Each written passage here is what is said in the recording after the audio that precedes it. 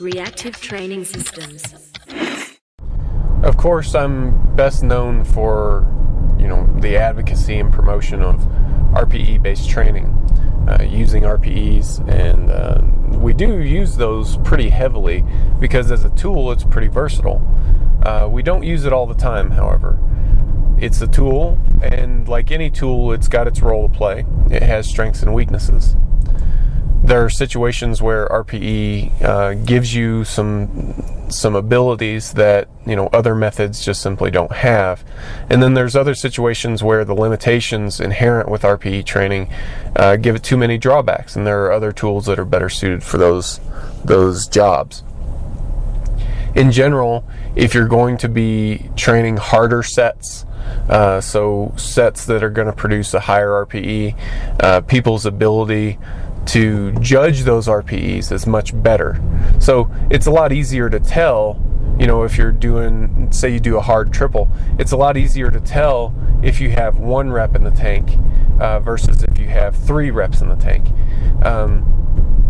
Obviously it's a clear difference, but it's easier to be accurate at high RPEs. So if you're training at high RPEs, then using RPE is an easier tool to employ. It's also more necessary because, what are the consequences of being off by 5% if you're doing triples at 90% versus triples at 70%? Well, obviously the consequences are a lot higher at 90%. You could miss a weight, the chances of getting injured are a lot higher, and so on.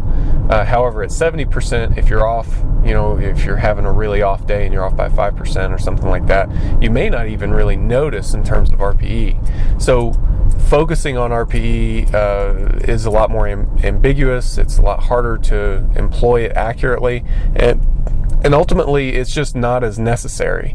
So in those types of situations where we're working at really low RPEs, doing a lot of repeated sets, a lot of volume work at low RPE, in those types of instances, I tend to favor percentages because, as I mentioned, it's about putting the right weight on the bar and lifting it the right number of times.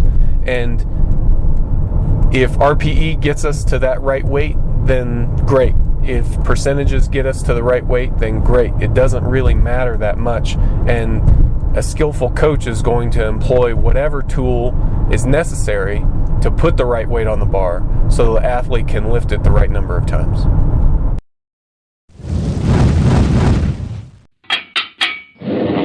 Reactive training systems.